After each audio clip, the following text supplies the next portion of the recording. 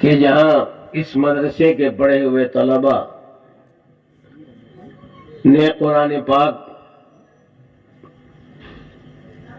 حفظ قرآن پاک کا حفظ قرآن مکمل کیا اور آج ان کی یہ دستار بندی اور ان کا جو اعزاز ہوا ہے، یہ تو انسان ہے، ہم کمزور ہیں، ہم کیا ان کا اعزاز کر سکتے ہیں؟ ان کا اعزاز تو اللہ جل جلالہ عما نوالہ کل قیامت میں کریں گے۔ اللہ تعالیٰ ان کو وہاں بھیجیں گے جہاں اللہ کے علاوہ کوئی نہیں بھیج سکتا۔ اللہ تعالیٰ ان سے فرمائیں گے اقرأ وارتقی ورتل کما کنت ترتل فی الدنیا، تم قرآن پاک پڑھتے جاؤ جیسے دنیا میں ترتیل کے ساتھ پڑھتے تھے، اور جنت کے درجات طے کرتے جاؤ، اور جہاں پڑھ کر تم ختم کرو گے وہ تمہاری آخری منزل ہوگی، وہ آخری درجہ ہوگا۔ اتنا ہی نہیں ہے، وہاں دیکھیں گے لوگ ایک جوڑا ہے، ایک مرد ہے ایک عورت ہے، اور ان کے سروں پر موتیوں کا تاج ہے، اور وہ موتیاں بھی دنیا جیسی نہیں ہیں، وہ آخرت کی موتی ہے، چمکتی دمکتی ہوں گی۔ لوگ انہیں رشک بھری نگاہوں سے دیکھیں گے اور پوچھیں گے یہ کون لوگ ہیں؟ یہ کہاں کے اولیاء اللہ ہیں یا قطب ہیں، ابدال ہیں؟ لوگ بتائیں گے کہ نہیں، یہ تو معمولی ہی لوگ تھے، لنگم گنٹا کے تھے یا انگول کے تھے یا آس پاس کہیں کے، لیکن یہ اعزاز ان کا جو ہو رہا ہے رب العالمین کی طرف سے ہے، اور اس لیے ہے کہ انہوں نے اپنے بچوں کو حافظ قرآن بنایا۔ بچوں کا، اولاد کا فراق ماں باپ کو برداشت کرنا بہت گران ہوتا ہے۔ ہم پڑھنے کے زمانے میں سمجھتے تھے کہ ہم ماں باپ کو چھوڑ کر جا رہے ہیں اور ہم پر بڑی گرانی ہوتی تھی، لیکن اب سمجھ میں آتا ہے کہ بچے کو جو گرانی ہوتی ہے اس سے زیادہ ماں باپ کو ہوتی ہے، لیکن ماں باپ اپنے بچوں کی تربیت کے لیے کڑوے گھونٹ پی لیتے ہیں، برداشت کرتے ہیں۔ اپنے گود سے مدرسے کو بھیجا ماں نے، باپ نے اپنے محبت بھرے سہارے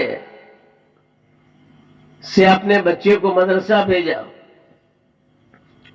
اور برداشت کیا ماں باپ نے، اور یہاں تک کہ بچہ اللہ کے اس کلام کا، جس کلام کے بارے میں رسول پاک صلی اللہ علیہ وسلم نے فرمایا تبرک بالقرآن فإنہ کلام اللہ وخرج منہ، کلام پاک سے برکت حاصل کرو، وہ اللہ کا کلام ہے اور اللہ سے نکلا ہوا کلام ہے۔ اس کو حفظ کیا، اور تکمیل حفظ قرآن ہوا، اور لوگوں کے سامنے اس کا اعزاز بنا۔ لیکن اللہ کل قیامت میں اس حافظ قرآن سے کہیں گے کہ ایسے 10 آدمیوں کو جو تمہارے خاندان کے ہوں تلاش کرو، جن پر جہنم کا فیصلہ ہم نے کر دیا ہے، تم سفارش کرو گے، تمہاری سفارش کو قبول کر کے ان کو جنت میں بھیجیں گے۔ بعض روایتوں میں آتا ہے 6 پشتوں تک اللہ تعالی سفارش کا حق دیں گے۔ آپ اندازہ لگائیں، حافظ قرآن اس دن جب ان کی سفارش کرے گا، جبکہ ماں اپنے بیٹے سے الگ رہے گی، بیٹا ماں سے الگ ہوگا، بھائی بھائی سے الگ ہوگا، شوہر بیوی سے الگ ہوگا، کوئی کسی کا ساتھ دینے والا نہیں ہوگا۔ اللہ تعالیٰ قرآن پاک میں صاف فرماتے ہیں، لا تزر وازرۃ وزر اخرى وما كنا معذبین حتی نبعث رسولا۔ ایک دوسرے کے گناہوں کا بوجھ کل قیامت میں کوئی نہیں اٹھائے گا۔ ان احسنتم احسنتم لانفسکم وان اسأتم فلہا۔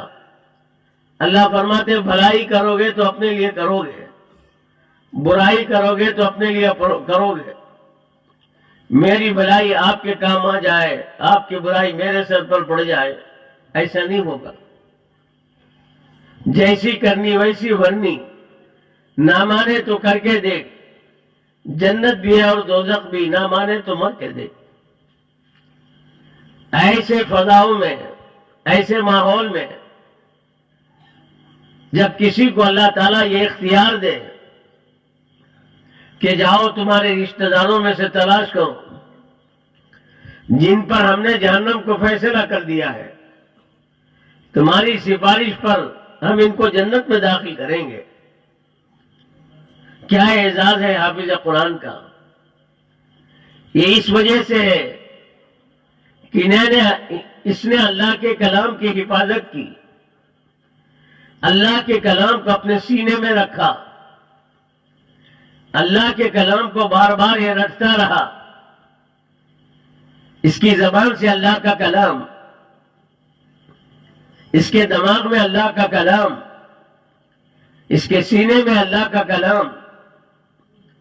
اس نے اللہ کے کلام کی اس قدر اتنی قدر کی، تو پھر اللہ اس کے کتنا اعزاز کر رہے ہیں۔ جیسے ابھی حضرت مولانا نے ابھی بیان فرمایا کہ اللہ کے کلام کے کتنا حق ہے ہم پر۔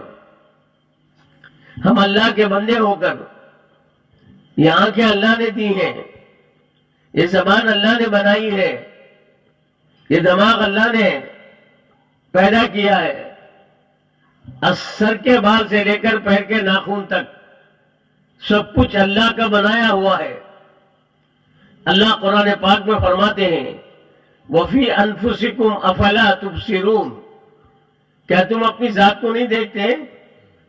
اپنے کو دیکھو، ہماری قدرت سمجھ میں آئے گی، تم کیا تھے اور تم کیا ہو گئے، تمہاری کیا حیثیت تھی اور تم کو کیا بنا دیا۔ ایک گندا قطرہ تھا، اس میں اللہ نے پیشانی بنائی، گال بنائے، سر بنایا، ٹھڈی بنائی، ہونٹ بنائے، ہاتھ بنائے، ہتھیلیاں بنائی، ہر ہتھیلی میں 5 انگلیاں بنائی، پیر بنایا، پنجہ بنایا، اور اندر کے اعتبار سے تلی، کلیجہ، مثانہ، پھیپھڑے، گردے، آنتیں، رگیں، نسیں، رحمان تیری شان کیا کیا نہیں بنا ڈالا۔ خلقا من بعد خلق فی ظلمات ثلاث۔ اللہ نے فرمایا تدریجاً ہم نے تمہیں 3 اندھیروں میں بنایا۔ واللہ اخرجکم من بطون امہاتکم لا تعلمون شیئا۔ اللہ نے تمہیں تمہارے ماؤں کے پیٹوں سے اس حالت میں نکالا کہ تم کچھ بھی نہیں جانتے تھے۔ وجعل لکم السمع والابصار والافئدہ۔ سننے کی طاقت رکھی، دیکھنے کی طاقت رکھی، سوچنے اور سمجھنے کی طاقت رکھی۔ تو اللہ نے ہمیں دنیا میں بھیجا جیتا جاگتا۔ ہمارے خالق اللہ ہیں، ہمارے مالک اللہ ہیں، ہمارے پیدا کرنے والے اللہ ہیں۔ نبی کریم صلی اللہ علیہ وسلم کو جو اللہ تعالیٰ نے سب سے پہلے وہی آپ پر اتاری، حضرت جبرائیل علیہ السلام جو وحی لے کر آئے، اللہ نے فرمایا اقرأ بسم ربک الذی خلق خلق الانسان من علق اقرأ وربک الاکرم الذی علم بالقلم علم الانسان ما لم يعلم۔ پڑھیے نبی جی، بسم اللہ نہیں فرمایا، بسم ربک الذی خلق، تمہارے رب کے نام سے جس نے آپ کو پیدا کیا۔ رسول کریم صلی اللہ علیہ وسلم چونکہ قیامت تک کے لیے نبی ہیں اور امت کو آپ کو سمجھانا ہے اور امت کو بتانا ہے کہ یا ایھا الناس قولوا لا الہ الا اللہ تفلحوا، لوگوں ایک اکیلے اللہ کو مانو تم کامیاب ہو جاؤ گے، تمہارا پیدا کرنے والا، تمہاری زندگی کا بنانے والا اور تمہیں عزت دینے والا، چین دینے والا، سکون دینے والا وہ ایک اکیلا اللہ ہے۔ نبی کریم صلی اللہ علیہ وسلم قیامت تک کے لیے نبی ہے، امام الانبیاء علیہ السلام۔ آپ کو چونکہ امت کو سمجھانا ہے اس لیے نبی کریم صلی اللہ علیہ وسلم کو اللہ نے پہلے سمجھایا، نبی جی تمہارے رب کے نام سے پڑھیے جس نے آپ کو پیدا کیا۔ خلق الانسان من علق، انسان کو پیدا کیا، ایک گوشت کا لوٹرا تھا یا خون بستہ تھا، اللہ نے اس سے کیسا انسان بنایا؟ تو اللہ نے اپنی قدرت سمجھائی، نبی کریم صلی اللہ علیہ وسلم کو پہلی وحی کے ذریعے اللہ نے اپنی قدرت سمجھائی۔ حضرت موسیٰ علیہ السلام جب نبی بنائے گئے اور آپ آگ لینے کے لیے گئے، آگ پیچھے جاتی گئی، پھر وہاں سے آواز آئی اننی انا اللہ، موسیٰ میں ہی اللہ ہوں، لا الہ الا انا، میرے علاوہ کوئی الہ نہیں ہے، میرے علاوہ کوئی معبود نہیں ہے، فاعبدونی، تم میرے ہی بن کر رہو، میرے ہی طرف متوجہ رہو۔ عبادت کے معنی کیا ہے؟ ہر معاملے میں اللہ کی طرف متوجہ ہونا، اللہ کے سامنے سر جھکانا۔ اسلام کی جو تعریف کی گئی ہے، فارسی میں کہتے ہیں گردن بطاعت نہادن، اپنی گردن کو اللہ کی طاعت کے لیے جھکا دینا۔ وَأَقِمِ الصَّلَاةَ لِذِكْرِي، تو حضرت موسیٰ علیہ السلام کو اللہ نے اپنی پہچان کروائی، اپنا تعارف کرایا، اور پھر حضرت موسیٰ علیہ السلام کو نبوت سے سرفراز کر کے روانہ کیا۔ اسی طرح ہر نبی کو اللہ رب العزت اپنی قدرت بتاتے ہیں، اپنی قدرت سمجھاتے ہیں، اور پھر اللہ کے بندوں کے درمیان بھیجتے ہیں۔ نبی کریم صلی اللہ علیہ وسلم سے اللہ نے فرمایا یا ایھا المدثر قم فانذر وربک فکبر وثیابک فطہر، نبی جی اٹھیے، وہی ایسے وقت پر آ رہی ہے اور اللہ مدن اتار رہے ہیں ایسے وقت پر جبکہ نبی کریم صلی اللہ علیہ وسلم چادر اوڑھے یا کملی اوڑھے لیٹے ہوئے ہیں۔ اب حضور پاک صلی اللہ علیہ وسلم پر وحی آئی کہ نبی جی اب آرام کا وقت نہیں ہے، قم، آپ اٹھیے، وَرَبَّكَ فَكَبِّرْ، ہمارے بندوں کے درمیان چل پھر کر بتائیے کہ اللہ بہت بڑے ہیں، اللہ ہر ایک چیز کو پر قادر ہے، اللہ ساری کائنات کے بنانے والے ہیں اور ہر مخلوق کے بنانے والے ہیں، انس و جن کے بنانے والے ہیں، اور انسان کے اور انسان کی ساری ضروریات کے اللہ ہی مالک، اللہ ہی اس کے پورا کرنے والے ہیں۔ تو حضرت نبی کریم صلی اللہ علیہ وسلم سے فرمایا قم فانذر وربک فکبر۔ حضور پاک صلی اللہ علیہ وسلم حضرت خدیجہ رضی اللہ تعالیٰ عنہ کے پاس آئے اور ارشاد فرمایا یا خدیجہ لا راحت بعد اليوم، خدیجہ آج کے بعد سے اب راحت ختم ہو گئی، یعنی حضرت خدیجہ رضی اللہ تعالیٰ عنہا سے حضور فرما رہے ہیں آج کے بعد سے اب راحت نہیں۔ نبی کریم صلی اللہ علیہ وسلم کی نگاہ بصیرت دیکھ رہی تھی کہ اب اس دعوت کے معاملے میں اب تو حالات ہی حالات ہیں اور ان کو برداشت کرنا ہی کرنا ہے۔ اب حضور پاک صلی اللہ علیہ وسلم نے اس کے بعد جو مکے کی گلی کوچوں میں چلے پھرے آپ، ایک ایک کے گھر کا دروازہ کٹکھٹایا اور ایک ایک کو سمجھانے کے لیے آپ کھڑے ہوئے، کہا کہ دیکھو کرنے والے اللہ ہیں۔ کوئی منہ چڑھاتا، کوئی آپ کو دیوانہ کہتا، کوئی آپ کو صحابی کہتا، کوئی آپ کی کلام کو شاعرانہ کلام کہتا، اور کوئی آپ کو مجنون کہتا، نعوذ باللہ۔ حضور پاک صلی اللہ علیہ وسلم سب برداشت کرتے۔ کوئی مکے کی دھول اڑاتا، کوئی آپ کے سر مبارک کے بالوں کو پراگندہ کرتا، کوئی آپ کے بدن مبارک کے کپڑوں کو تار تار کرتا، نعوذ باللہ، یہاں تک کہ کوئی آپ پر تھوک دیتا۔ حضور پاک صلی اللہ علیہ وسلم اس حالت کے ساتھ پھر واپس آتے گھر۔ ایک مرتبہ جب آئے تو بیٹی زینب نے حال دیکھا باپ کا، رونے لگی۔ حضور پاک صلی اللہ علیہ وسلم نے بیٹی کے سر پر ہاتھ رکھا اور فرمایا کہ بیٹی رو نہیں، اللہ نے تیرے باپ کی قربانی کو قبول کر لیا ہے۔ وہ دن ضرور آئے گا کہ ہر کچے اور پکے اینٹ والے مکان میں تیرے باپ کی لائی ہوئی بات کو اللہ داخل کر کے رکھے گا۔ اور یہ حال آپ مبارک پیر گھسیٹتے مسجد نبوی میں جایا چاہتے ہیں، اور بدن مبارک میں اتنی حرارت ہے، پانی میں مبارک ہاتھ ڈالتے ہیں اور اپنے چہرے پر ملتے جاتے ہیں۔ یہ باپ کی تکلیف کا منظر بیٹی فاطمہ رضی اللہ تعالیٰ عنہ نے جب دیکھا تو رونے لگی، ہائے میرے باپ کی مصیبت، ہائے میرے باپ کی تکلیف۔ نبی کریم صلی اللہ علیہ وسلم نے اپنی بیٹی سے فرمایا، بیٹی فاطمہ رو نہیں، آج کے دن کے بعد تیرے باپ پر راحت ہی راحت ہے۔ یعنی جب ذمہ داری پڑی نبوت والی، یعنی دعوت والی، ابھی ہمارے مولانا نے آپ کے سامنے دعوت کی جو بات کی ہے، میرے دوستو، یہ امت دعوت والی امت ہے۔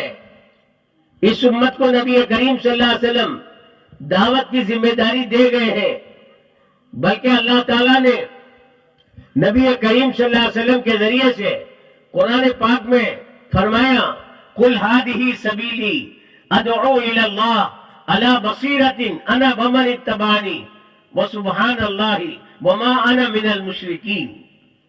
نبی جی فرما دیجئے، یہ ہے میرا راستہ، پوری بصیرت کے ساتھ، پورے یقین کے ساتھ میں اللہ کے بندوں کو اللہ کی طرف بلاتا ہوں۔ جس طرح میں بلاتا ہوں اسی طرح میرا اتباع کرنے والے بھی بلاتے ہیں۔ حجۃ الوداع میں حضور صلی اللہ علیہ وسلم نے ضروری نصیحتیں فرمائیں، اور آخر میں فرمایا کہ فَلْيُبَلِّغْ الشَّاهِدُ مِنْكُمْ الْغَائِبَ، جو یہاں پر حاضر ہیں وہ غائب تک میرے باتوں کو پہنچائیں۔ واسطہ بالواسطہ نبی کریم صلی اللہ علیہ وسلم کی امانت امت تک پہنچی، اور پھر آنے والوں پہنچی، ہوتے ہواتے یہ امانت ہم تک پہنچی ہے۔ اس امانت کے ہم ذمہ دار ہیں۔ ایک تو یہ ہے اس امانت کو سنبھالنا اور اس امانت کو دوسروں تک پہنچانا، یہ ہماری ذمہ داری ہے۔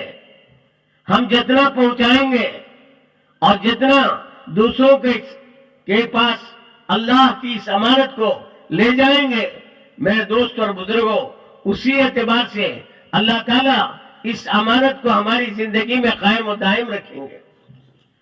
دائی کی دعوت، حضرت جی دامت برکاتہم فرماتے ہیں، دائی کی دعوت دائی پر اثر کرتی ہے پہلے درجے میں، اور مدعو کو جتنا مدعو میں طلب ہوتی ہے اس اعتبار سے اللہ اس پر بھی اثر کرتے ہیں۔ پہلا فائدہ جو ہوتا ہے دائی کی دعوت سے، وہ دائی کو ہوتا ہے۔ ہمیں دین کی بات دوسروں تک پہنچانا ہے، اس معنی کر کے نہیں کہ ہم کامل ہو گئے اور ہم پورے اس پر اتر گئے، ہماری زندگی میں دین آ گیا، اب ہم دوسروں کو پہنچائیں گے، نہیں، ہم جتنا پہنچاتے جائیں گے اسی اعتبار سے اللہ تعالیٰ اس دین پر ہمیں استقامت دیں گے۔ حضور پاک صلی اللہ علیہ وسلم نے فرمایا مرو بالمعروف وَإِن لَّمْ تَأْتَمِرُوا بِهِ وَنَهُوا عَنِ الْمُنكَرِ وَإِن لَّمْ تَنْتَهُوا عَنْهُ، نیکی کی دعوت دیتے رہو اگرچہ کہ نیکی پر تم جمے ہوئے اس وقت نہیں ہو، لیکن دعوت دو اور یہ نیت بناؤ اللہ اس نیکی پر مجھے جمع دے۔ دوسروں کو برائی سے روکنے کا ماحول بناؤ اور دل میں نیت کرو اللہ تعالیٰ اس برائی سے مجھے بھی بچا دے۔ ایک جماعت ایک علاقے میں گئی، اب مسجد کے باہر دکانیں تھیں، اب دکانداروں کو بلاتے گشت میں جا کر، لیکن وہ لوگ آ نہیں پاتے تھے۔ چنانچہ جب جماعت وہاں سے جا رہی تھی تو بڑے سمجھدار تھے جماعت کے ذمہ دار، انہوں نے دکانداروں سے کہا بھائی اتنا تو کرو کہ جب اذان ہو جائے ادھر جھانک کر دکاندار سے کہو کہ بھائی اذان ہو گئی نماز کو جاؤ، اور ادھر جھانک کر ادھر کے دکاندار سے کہو کہ بھائی اذان ہو گئی نماز کو جاؤ۔ اتنا تو کر سکتے ہو نا؟ تو اب انہوں نے کہا کہ چلو بھائی اتنے دن رہے، یہ بات تو ان کی مان لیں گے، آپ کی بات انشاءاللہ ہم پوری کریں گے۔ چنانچہ جماعت چلی گئی، اب اذان ہوئی، وہ بیچارے دکاندار وفادار تھے، انہوں نے کہا یہ تو بہت اچھا کام ہے، تو ایک طرف جا کر کہا دکاندار سے کہ بھائی اذان ہو گئی نماز کو چلو، ادھر جو بھائی جانب دکاندار تھا اس سے کہے کہ بھائی اذان ہو گئی نماز کو چلو۔ چنانچہ ایک وقت ایسا آیا کہ اس کی دعوت پر لوگ جانے لگے، اور جاتے جاتے اس سے کہا کہ بھائی تم نے ہمیں دعوت دی تھی نا نماز کی، ہم جا رہے ہیں۔ اب اس کے دل نے کہا کہ میری دعوت پر تو یہ جائیں اور میں نہ جاؤں، تو دوسرے دن یہ بھی جانے لگا۔ جب وہ جماعت کام کر کے چند دن کے بعد پھر آئی ادھر تو دیکھا نماز کا وقت ہو گیا، دکانیں ساری خالی ہیں، کوئی دکاندار نہیں ہے، دیکھا تو مسجد میں آئے ہوئے ہیں۔ میرے بھائی اور دوستو، یہ دعوت کا خاصہ ہے۔ نبی کریم صلی اللہ علیہ وسلم جو دعوت لے کر آئے، نبی صلی اللہ علیہ وسلم کی دعوت کیا ہے؟ نبی پاک صلی اللہ علیہ وسلم کی دعوت یہی علم ہے۔ علم دو طرح کا ہے، ایک علم ہے فضائل والا، ایک علم ہے مسائل والا۔ فضائل والا علم کیا ہے؟ فضائل والا علم آدمی میں عمل کا شوق پیدا کرتا ہے، نماز کا شوق پیدا کرتا ہے، سچائی کا شوق پیدا کرتا ہے، وعدے کی ایفا کا شوق پیدا کرتا ہے، امانت داری کا شوق پیدا کرتا ہے، اور شوہر میں بیوی کے حقوق ادا کرنے کا شوق پیدا کرتا ہے، اور بیوی میں شوہر کا حق پورا کرنے کا شوق پیدا کرتا ہے۔ تو حقوق پورے ادا صحیح ہو اس کا شوق پیدا کرتا ہے علم جو فضائل والا ہے۔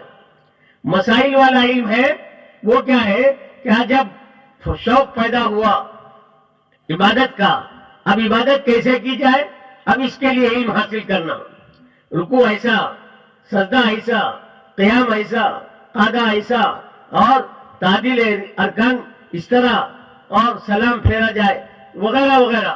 تو مسائل کا علم جب فضائل کے شوق سے آدمی جب اعمال کی طرف جائے گا تو پھر وہ مسائل کے علم کو حاصل کرے گا۔ اللہ جزائے خیر دے یہ مدارس والوں کو، انہوں نے فضائل اور مسائل دونوں کو جمع کیا ہے۔